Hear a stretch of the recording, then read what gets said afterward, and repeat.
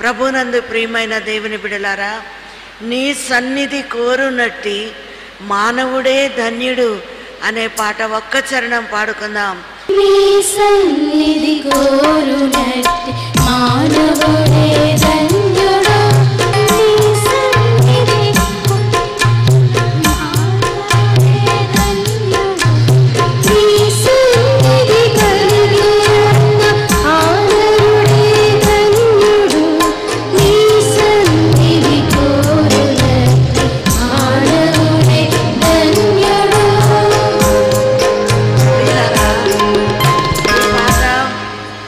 చక్కగా మనకు వ్రాసి పాడగా విని ఉన్నాము కనుక, నీ సన్నిధి కోరునట్టి మానవుడే ధన్యుడు.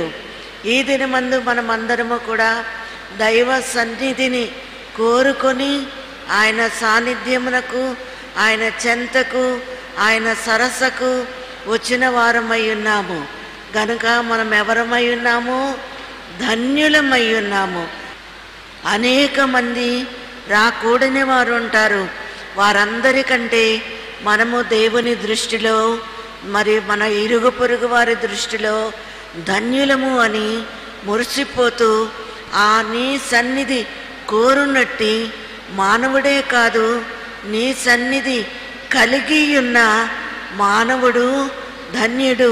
పరిశుద్ధ గ్రంథంలో నుండి నిర్గమకాండము 24వ అధ్యాయము 12వ వచనము చదువుకున్న వారమైతే చదవండి. అప్పుడు యెహోవా మోషేతో ఇట్లనెను, నీవు కొండ ఎక్కి నా యొద్దకు వచ్చి నా దగ్గరకు వచ్చి అచ్చట ఉండుము. నీవు వారికి బోధించునట్లు నేను వ్రాసిన ఆజ్ఞలను ధర్మశాస్త్రమును రాతి పలకలను నీకిచ్చెదనగా మోషే అతని పరిచారకుడైన యెహోషువయు లేచి మోషే దేవుని సన్నిధిలో ఉన్నవారై ఉన్నారు. ప్రభు అయిన దేవుడు, మరి తండ్రి అయిన దేవుడు మోషేతో సెలవిస్తూ ఉన్నారు. మోషే, నీవు కొండ ఎక్కి పైకి రా, నేను నీకేమిస్తాను? ధర్మశాస్త్రంను ఇస్తాను, అలాగే బోధ వినిపిస్తాను. నీవు ఇశ్రాయేలీలకు తెలియచేయునట్లు నేను బోధిస్తాను అని పిలిచి ఉన్నాడు. కాబట్టి ఇక్కడ మనము ఈ దిన వాక్యములో, ధ్యానాంశములో సన్నిధి అనే అంశమును గురించి ధ్యానము చేసిన వారమైతే, దైవజనులు మనకు ఎన్నో రకములుగా సన్నిధిని గురించి వివరించిన వారై ఉన్నారు. ప్రియులారా, సన్నిధి అనగా మొదట మనము నేర్చుకొనవలసినది సత్ ప్లస్ నిధి అనగా, సత్ అనగా మంచి, నిధి అనగా ధనము లేక వరము లేక భోషాణము అని మనము దీవెనలను తలంచుకుంటున్నాము. ఎక్కడున్నవి దీవెనలు అంటే దైవ సన్నిధిలో ఉన్నవి అని మనము జ్ఞాపకము చేసుకొని, ఈ దినమందు దీవెన ఆశించి, దైవ సాన్నిధ్యమును ఆశించి మనము ప్రయాసపడి ఆయన సన్నిధికి వచ్చిన వారమై ఉన్నాము. మరి ఒకటి చూచినట్లయితే 24:18 వచనము చదువుకుందాము. అప్పుడు మోషే ఆ మేఘములో ప్రవేశించి కొండ మీదకి ఎక్కెను. మోషే ఆ కొండ మీద రేయింబగళ్ళు 40 దినములుండెను. ప్రియులారా, ప్రభు దేవుడు ఎప్పుడైతే యెహోవా తండ్రి మోషేను పిలిచి ఉన్నాడు, మరి ఏమీ సాకులు చెప్పకుండా వెంటనే మోషే సీనాయి కొండ ఎక్కి 40 రాత్రి పగళ్ళు ఆ కొండ మీద యెహోవా దేవుని యొక్క సహవాసములో మెలిగి ఉన్నట్లుగా మనము చూస్తూ ఉన్నాము. అంత మాత్రమే కాక 34:29 మోషే సీనాయి కొండ దిగుచుండగా శాసనములు గల ఆ రెండు పలకలు మోషే చేతిలో ఉండెను. అతడు ఆ కొండ దిగుచుండగా ఆయన అతనితో మాటలాడుచున్నప్పుడు తన ముఖ చర్మము ప్రకాశించిన సంగతి మోషేకు తెలిసి ఉండలేదు. చాలమ్మా ప్రియులారా, ఇక్కడ మనము చూసినట్లయితే మోషే ఎప్పుడైతే దేవుని సన్నిధికి వెళ్ళి ఉన్నాడో, ఎప్పుడైతే దేవుడు తన చేతికి ఇచ్చిన పలకలను అందుకున్నాడో అవి మోసుకొని క్రిందికి వస్తూ ఉన్నాడు. పరిశుద్ధాత్మ మనకు తెలియచేయుచున్న సంగతి, మోషే దేవునితో మాట్లాడుచుండగా అతని ముఖ చర్మము ప్రకాశించుచుండెను. దైవజనులు దీనికి ఏమని పెట్టారు పేరు అనగా పర్వత సన్నిధి. 40 దివారాత్రులు సన్నిధి చేశాడు. దేవుని సముఖములో ఉన్నాడు. దేవుని మాటలను వింటూ ఉన్నాడు. దేవుని చేవ్రాత తన వ్రేలుతో వ్రాసిన ఆ పలకలను మోసుకొని క్రిందికి వస్తూ ఉన్నాడు అని మనము చదువుకున్న వారమై ఉన్నాము. ప్రియులారా, మరి ఒకటి మనము చూసినట్లయితే యోనా గ్రంథము 2వ అధ్యాయము, యోనా చేప కడుపులో ఎన్ని దినాలు ఉన్నాడు అనగా 3 దినాలు ఉండి దేవునికి ప్రార్థన చేస్తూ ఉన్నాడు. ఏమని? ప్రభా, నేను అవిధేయుడనై ఉన్నాను. ఆ ప్రార్థన చదువుమా. ఆ మత్స్యపు కడుపులో నుండి యోనా యెహోవాను యెహోవా దేవునికి ఇలాగున ప్రార్థించెను. మేము ఉపద్రవములో నుండి యెహోవాకు నిన్ను మనవి చేయగా ఆయన నాకు ప్రత్యుత్తరమిచ్చెను. పాతాళ గర్భములో నుండి నేను కేకలు వేయగా నీవు నా ప్రార్థనను అంగీకరించి ఉన్నావు. నీవు నన్ను అగాధమైన సముద్ర గర్భములో పడవేసి ఉన్నావు. ప్రవాహములు నన్ను చుట్టుకొని ఉన్నవి అని ఈ రీతిగా యోనా దేవుని సన్నిధిలో, ఎక్కడ? యోనా మత్స్యపు కడుపులో, చేప కడుపులో ప్రార్థన చేస్తున్నాడు. తాను దేవుని మాటను మీరి అవిధేయుడై ప్రవక్త అయి ఉండి కూడా దేవుడు వెళ్ళమన్న స్థలమునకు వెళ్ళకుండా, దేవుడు చెప్పమన్న ప్రజలకు ఏమీ చెప్పకుండా తన ఇష్టానుసారముగా మరి ఒక స్థలమునకు అనగా నినేవే పట్టణమునకు వెళ్ళమని దేవుడు సెలవీయగా తాను తర్షీషు పట్టణమునకు వెళ్ళి ఒక ఓడ టికెట్ కొనుక్కొని మరి ఆ ఓడ యొక్క అడుగు భాగమునకు వెళ్ళి గాఢ నిద్రపోతూ ఉంటే దేవుడు యోనాను పలకరిస్తూ ఉన్నాడు.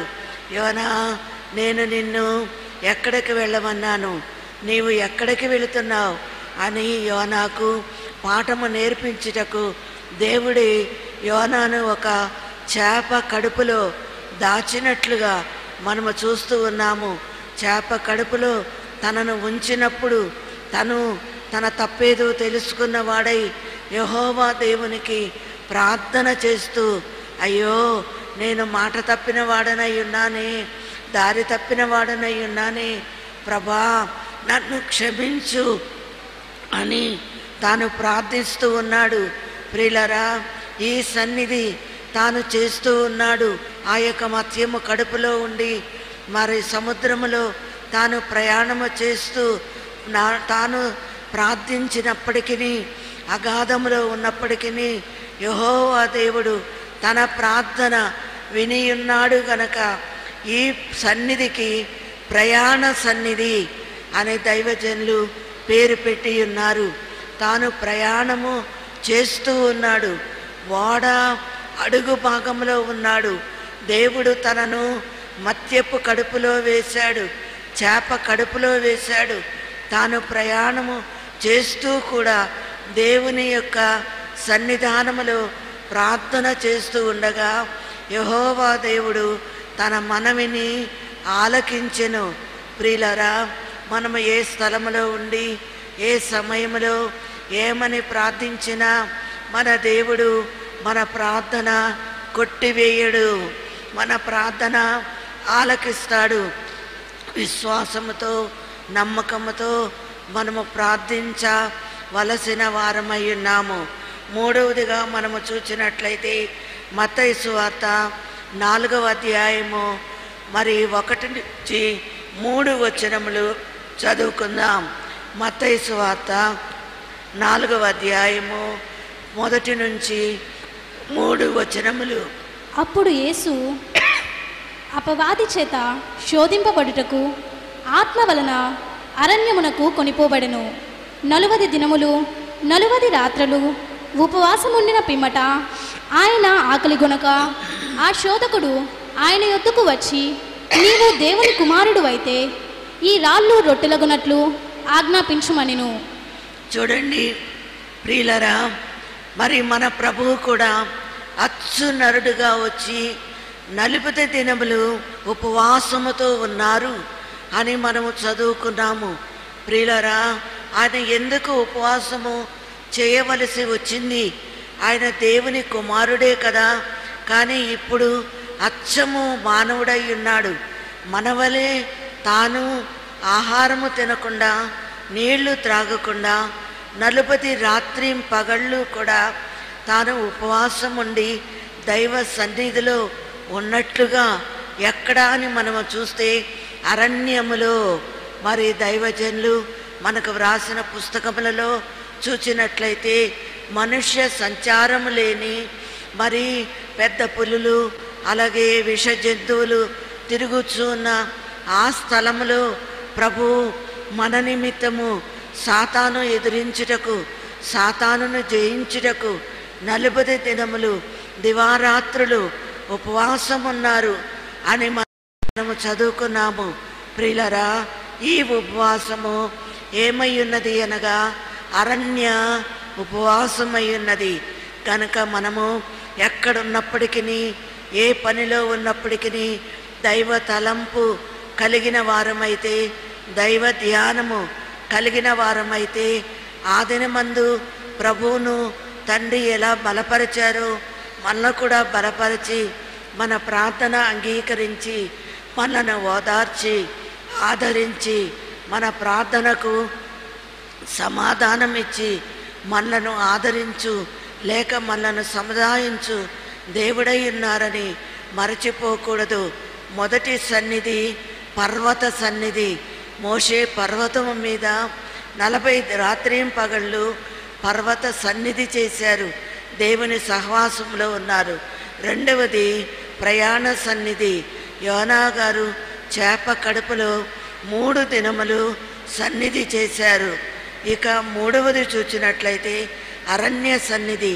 మన ప్రభు మన కొరకు 40 రాత్రి పగళ్ళు సాతానును జయించుటకు మరి ఉపవాసం ఉండి సన్నిధి చేసినట్లుగా చూస్తూ ఉన్నాము. అపోస్తుల కార్యములు 10వ అధ్యాయము 1-3 వచనములు చదువుకుందాం. 1 నుండి 3 వచనములు. ఇటలీ పటాలమనబడిన పటాలములో శతాధిపతి అయిన కొర్నేలియను భక్తిపరుడొకడు కైసరయలో ఉండెను. కొర్నేలి అనబడిన భక్తిపరుడొకడు కైసరయలో ఉండెను.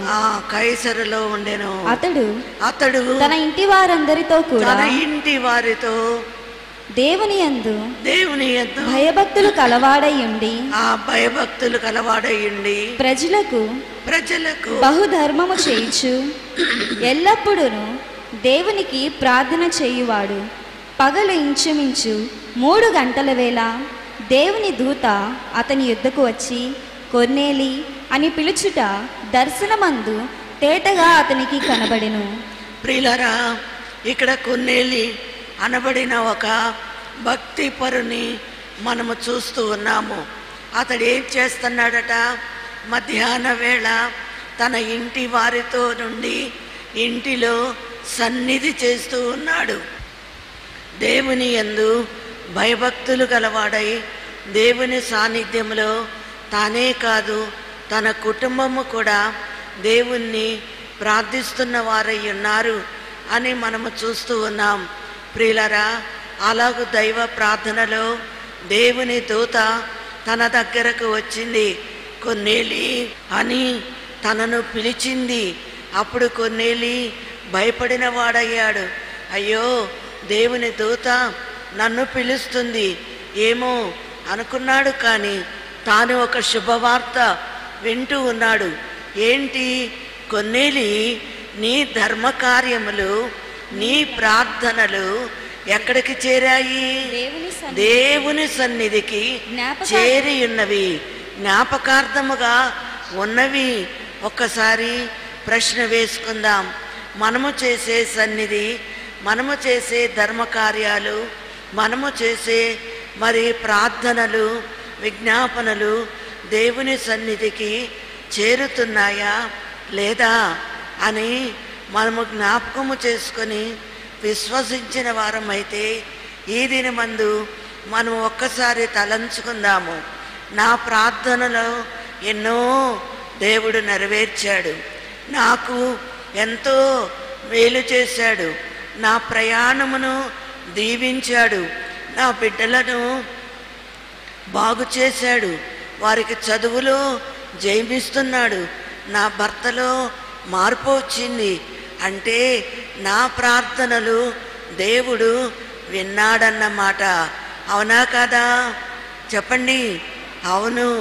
ఆనాడు కొన్నేలి ప్రార్థన ఎలా విన్నాడు అని దేవదూత సాక్ష్యం ఇచ్చినదో అలాగూ నేటి దినమందు మన ప్రార్థనలను కూడా దేవుడు విన్నాడు అని సంతసించవలసిన వారమై ఉన్నాము. దీనికి దైవజనులు చెప్పిన మాట పెట్టిన అంశం ఏమై ఉన్నది అనగా గృహ సన్నిధి అనగా తన గృహములో ఉండి, తన ఇంటిలో ఉండి, తాను సమయమును వ్యర్థము చేయకుండా తన ఇంటి వారందరితో కలిసి సన్నిధి చేస్తూ ఉన్నాడు. గృహములో సన్నిధి అని మనము చదువుకున్న వారమై, విన్నవారమై, వివరించుకున్న వారమై ఉన్నాము. ప్రియులారా, మరి ఒకటి చూసినట్లయితే మొదటి రాజుల గ్రంథము 19వ అధ్యాయము 8 నుండి 10 వరకు చదువుకుందాం. మొదటి రాజుల గ్రంథము. అతడు లేచి భోజనము చేసి ఆ భోజనపు బలము చేత 40 రాత్రింబగళ్ళు ప్రయాణము చేసి దేవుని పర్వతమని పేరు పెట్టబడిన హోరేబునకు వచ్చి అచ్చటి ఉన్న ఒక గుహలో చేరి ప్రియులారా, చూసారా, ఈ ఏలియా గారికి స్థలం ఎక్కడా దొరకలేదట. కానీ ఎక్కడ దొరికింది? పర్వత గుహలో. తాను హోరేబు పర్వతము మీదకు ఎక్కిన వాడయ్యున్నాడు, ఆ గుహలోనికి చేరిన వాడయ్యున్నాడు. అక్కడ ఏమి చేస్తున్నాడు అనగా దైవ సన్నిధి చేస్తూ దేవునికి మొరలెడుతూ ఉన్నాడు. ఏమని? ప్రభా, నేను ఒక్కడనే నీ పక్షముగా మిగిలి ఉన్నాను, మిగిలిన వారందరూ కూడా బయలుదేవతకు పూజించువారై ఉన్నారు అని రోషము కలిగి ప్రార్థించుచుండగా దేవుడు అంటూ ఉన్నాడు, ఏలియా, నువ్వు ఒక్కడవే కాదు, నా పక్షముగా నిలిచి ఉండుటకు ప్రార్థించుటకు 7,000 మందిని నేను దాచుకొని ఉన్నాను. ప్రియులారా, అలాగూ నేటి దినమందు మనము జ్ఞాపకము చేసుకున్న వారమై ఉంటే దేవుడు మన పక్షముగా ఏమని సెలవిస్తున్నారు? మనము దేవుని పక్షముగా ఉన్నాము అని దేవుడు సెలవిస్తున్నాడా లేదా అని మనము జ్ఞాపకం చేసుకుందాం. నా పక్షముగా నీవు మంచి సాక్ష్యము చెప్పగలిగినట్లు ఎల్లవేళలా నేను నీ సన్నిధిలో అయ్యా నిన్ను ధ్యానిస్తూ ఉంటాను అని మనము ఎక్కడైనా సన్నిధి చేయవచ్చు. ఎక్కడ నా నామమున 2-3 కూడి ఉందరో వారి మధ్య నేను ఉంటాను ఉన్నాను అని సెలవిచ్చిన మన దేవుడే ఆయన నామమందు కూడుకోవాలి. అప్పుడు ఆయన మనతో ఉండి మన ముచ్చట విని మన ప్రార్థన విని మన విజ్ఞాపనలు విని మనకు ధైర్యము అలాగే నెరవేర్పు అనుగ్రహించు వారై ఉన్నారు. ఈ సన్నిధికి దైవజనులు పెట్టిన పేరు గుహ సన్నిధి.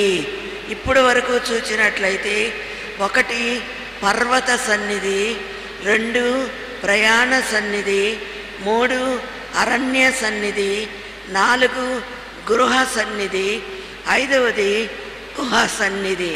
సన్నిధిలో మనం ఉంటే మనలో సన్నిధి ఉంటుంది. దైవజనులు వ్రాసిన పాట. కాబట్టి మనమందరం ఏమి కోరుకోవాలి అంటే దైవ సన్నిధిని కోరుకోవాలి. మరి ఒకటి మనము చూసినట్లయితే ప్రియులరా, దైవజనులు ఉన్న కాలంలో స్త్రీలైన వారు దైవజనుని మాటల కొరకు ఎంతో ఆశపడేవారట. ఇంటిలో యజమానులు ఒప్పుకునేవారు కాదు, సన్నిధికి వెళ్ళనిచ్చేవారు కాదు.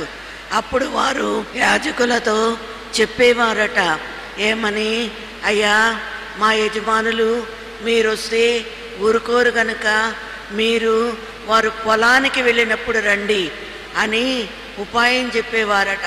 సరేనని వారు పొలానికి వెళితే యజమానులు ఈ స్త్రీలైన వారు ఎప్పుడు యాజకులు వస్తారా, దైవజనుల సంగతులు ఎప్పుడు వాక్యము బోధిస్తారా అని చూచేవారట. అలా చూడగా ఒకానొక దినమందు చూడండి, పొలంలో పని అయిపోతే అలసిపోతే మరి అనుకున్న సమయం కంటే ముందుగానే మరి ఒక యజమానులు వచ్చేసేవారట. ప్రియులరా, ఆ సమయంలో ఏం చేయాలో వారికి తోచేది కాదట. వెంటనే భయపడి ఎక్కడ కోపడతారో ఎక్కడ పరువు పోద్దో అని వారు ఏం చేసేవారట, యాజకులైన వారిని అటక మీద ఎక్కించేవారట. ప్రియులారా, చూచారా, అటకలు ఉంటాయి చాలామంది ఇండ్లలో మనం చూస్తూ ఉన్నాము. వాటి మీద సామాన్లు పెట్టుకుంటారు. ప్రియులారా, అలాగూ అటక మీద కూర్చోబెట్టేవారట, నిచ్చెన వేసేవారట. అయ్యా మీరు ఈ పైన కూర్చోనండి, వారు నిద్రపోతారు, అప్పుడు మరలా వచ్చి మీరు మాకు బోధించండి అని యజమానులకు భయపడి అలా చెప్పేవారట. ఆ సమయంలో వారు గబా నిచ్చెల మీద అటకెక్కేవారట. చూసారా, దైవజనులు మాటలంటే ఎంత ఇష్టమో, దైవజనులు మాటలంటే ఎంత ప్రాణము లేచొస్తుందో. వాక్యము అర్థమైనా కాకపోయినా ఆ స్త్రీలైన వారికి దైవజనుని మాటలంటే చాలా ఇష్టపడేవారట. బయటికి వెళ్తున్నామని చెప్పి వారు పాత్రలు తీసుకొని ఏదో అనుకొని వారిని ఏమార్చి దైవ సన్నిధికి మరి వారు దొంగతనంగా వచ్చేవారట. ప్రియులరా, ఇలా చేస్తూ ఉండేవారు. కానీ మనం ఇప్పుడు అలాగ దొంగతనముగా వస్తున్నామా?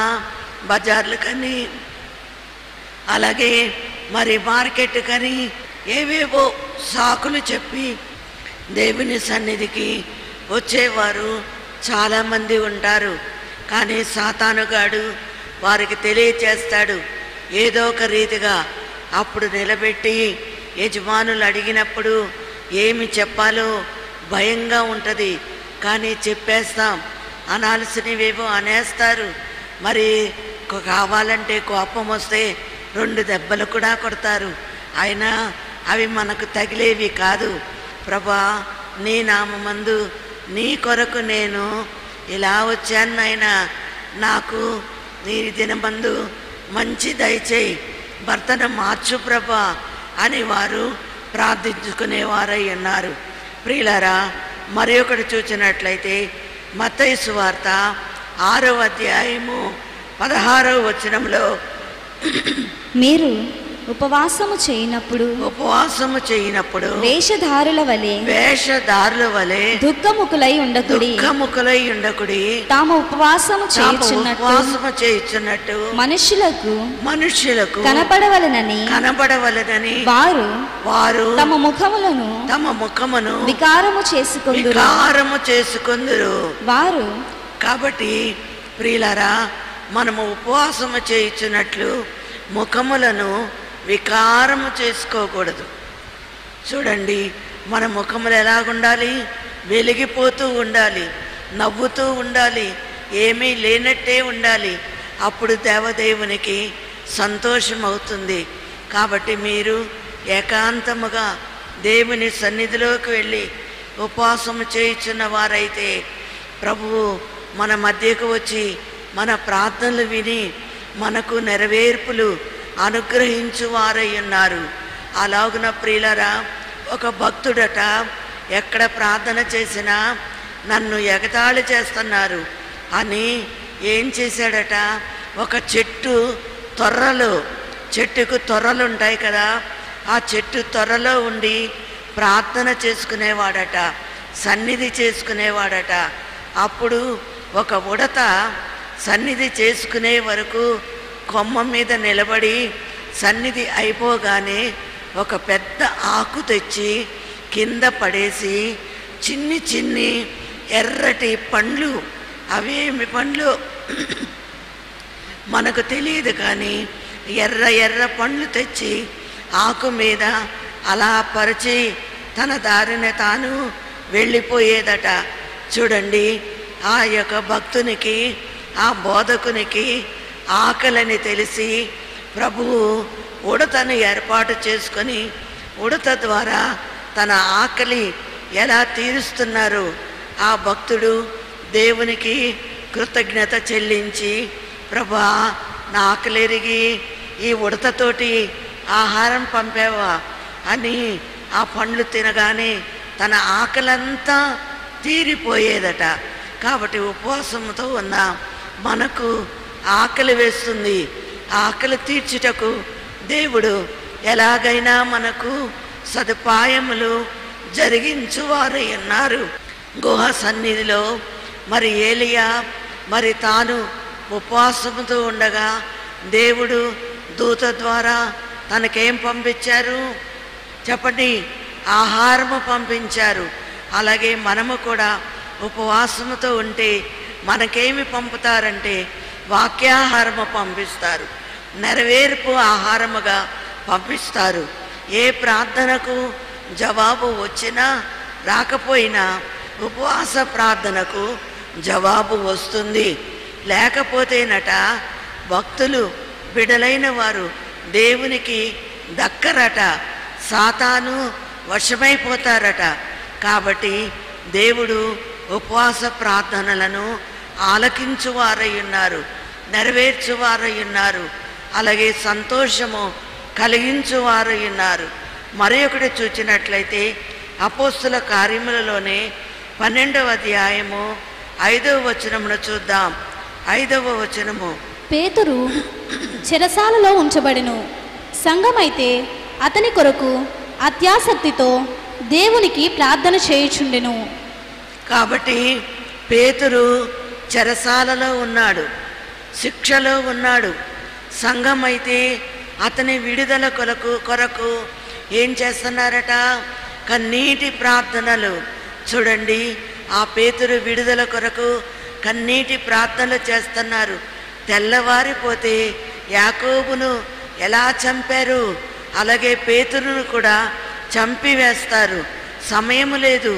సంఘమైతే అత్యాసక్తితో, ప్రభువా, తెల్లవారితే ఏమవుతుందో, ఇదిగో పేతురు గారు మా బోధకుడు, మా గురువు, ఇదిగో శిక్షలో ఉన్నారయ్యా, మీరే సహాయం చేయండి అని ఆసక్తి ప్రార్థన కాదు. ఎలాంటి ప్రార్థన? అత్యాసక్తి ప్రార్థన. ప్రార్థనలు 2 రకాలు ఉంటాయండి. ఒకటి నామకార్థ ప్రార్థన, ఏదో ఈరోజు చెయ్యాలి కదా అని చేసుకుంటాం. అలా కాదు, అత్యాసక్తి కలిగి, మరి పట్టుదల కలిగి, మరి మనము విశ్వాసముతో ప్రార్థించిన వారమైతే దేవుడు తప్పకుండా ఆ ప్రార్థనలను విని నెరవేర్పు దయచేస్తారు. అప్పుడట ప్రభువు దూత దిగి వచ్చింది. ఎక్కడికి వచ్చింది? సంఘము దగ్గరికి కాదు, చెరసాలకు. ఆ పేతురును తట్టి లేపింది.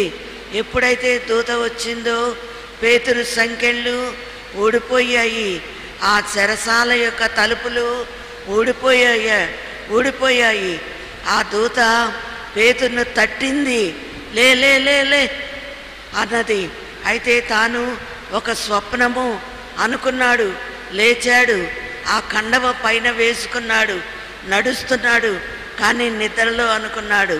వారి యొక్క ప్రార్థన పేతురును ఎలాగూ తట్టి లేపిందో, పేతురును ఎలాగూ శిక్ష నుండి తప్పించిందో, అలాగే మనకు కూడా దూత ద్వారా దేవుడు సహాయము చేసేవారు ఉన్నారు. మనము సన్నిధి చేసేవారమైతే చూడండి, నిర్గమకాండము 33:14 చదువుకున్నాము ప్రియులారా. 33:14 అందుకు ఆయన నా సన్నిధి నీకు తోడుగా వచ్చును. కాబట్టి అందరము చెప్పుకుందాము, నా సన్నిధి మీకు తోడుగా వచ్చును. మీకు కాదు, నీకు అనగా మన ఒక్కొక్కళ్ళకి ఏమి తోడుగా వస్తుందట? దేవుని సన్నిధి. కాబట్టి దేవాలయంలోనికి ఏర్పాటు, భూభాగంలోనికి ఏర్పాటు దీవెన కొరకు ఆశించి వచ్చిన వారులారా, వచ్చిన వారు మనకు ఎవరు తోడుగా వస్తారు అంటే, మీరు దేవుని యొద్దకు రండి, అప్పుడు దేవుడు మీ యొద్దకు వచ్చును. కాబట్టి మనము దేవుని దగ్గరకు వచ్చాము. మన దగ్గరికి ఎవరు వస్తారు చెప్పాలా? మన ఇంటికి ఎవరు వస్తారు? దేవుడు వస్తారు. ఇప్పుడు మన కష్టాలన్నీ తీరిపోతాయి, మన బాధలన్నీ తీరిపోతాయి అని గ్రహించవలసిన వారమై ఉన్నాము. ఒకటి, మనము చూచిన వారమైతే వస్తూ వట్టి చేతులతో రాకూడదు, కానీ బైబిల్ గ్రంథమును తీసుకొని రావాలి. ఇది బరువు అనుకొనకూడదు. బైబిల్ గ్రంథము ఎలాంటిదట? ఇంటికి దీపము, పంటికి మేత, మూడవది కంటికి వెలుగు. కాబట్టి ఈ దీపము, ఈ ఆహారము, ఈ వెలుగు మనము మోసుకొని రావాలి. మనము పరిశుద్ధులము కాకపోయినా ఏమి మోస్తున్నాం? పరిశుద్ధ గ్రంథమును మోస్తున్నాం. ప్రియులారా, అది మోయడానికి తగని వారమైన దేవుడు మోసే అవకాశము మనకిచ్చారు. కాబట్టి మనము దైవజన్య మాటలు విన్నవారమైతే ప్రభువు మనతో సహవాసముగా ఉండుటకు బైబిల్ గ్రంథమును మనకిచ్చిన వారై ఉన్నారు. అర్థమైందా? బైబిల్ గ్రంథం ఎందుకు అంటే, మనము సహవాసము చేయడానికి. ఎవరితో అనగా దేవునితో. రెండవది, మనము ప్రభువుతో సహవాసము చేయుటకు ప్రార్థన ఇచ్చిన వాడై ఉన్నాడు. మనము ప్రార్థన చేస్తున్నాము అంటే ఎవరితో సహవాసం చేస్తున్నాం? దేవునితో సహవాసం చేస్తున్నాం. మూడవది చూచినట్లయితే, మనము ప్రభుతో మరి సంఘముతో సహవాసము చేయుటకు దేవాలయమును ఇచ్చారు, ఆరాధన ఇచ్చారు. వారమునకు ఒకసారి మన ప్రియులైన వారిని మనము కలుసుకుంటున్నాం, సంతోషిస్తున్నాం, కబుర్లు చెప్పుకుంటున్నాం, సాక్ష్యాలు చెప్పుకుంటున్నాం. కనుక ఆరాధనకు వెళ్ళుట, సంఘముతో సహవాసం చేయుట. నాలుగవది చూస్తే ఇతరులతో సహవాసం చేయుటకు సువార్త పని మనకు అనుగ్రహించారు. సువార్త పని అనగా ఇతరులతో, బంధువులతో, తోటి వారితో, సంఘమ వారితో సహవాసం చేస్తున్నాం అన్నమాట. చివరిగా చూసినట్లయితే పరలోక వాస్తవ్యులతో సహవాసము చేయుటకు దైవ సన్నిధిని మనకు ఇచ్చిన వారే ఉన్నారు గనక ఈ రీతిగా మనం నేర్చుకున్న పర్వత సన్నిధి, అలాగే ప్రయాణ సన్నిధి, అరణ్య సన్నిధి, గృహ సన్నిధి, గుహ సన్నిధి, ఏకాంత సన్నిధి, సంఘ సన్నిధి అని ఈ సన్నిధి ఉదాహరణను మనము నేర్చుకుని ధ్యానించి దైవ సాన్నిధ్యములో దైవ దీవెన అందుకొను గొప్ప భాగ్యము దేవదేవుడు మనకు అనుగ్రహించును గాక. ఆమేన్. మీ అందరికీ మరణాత.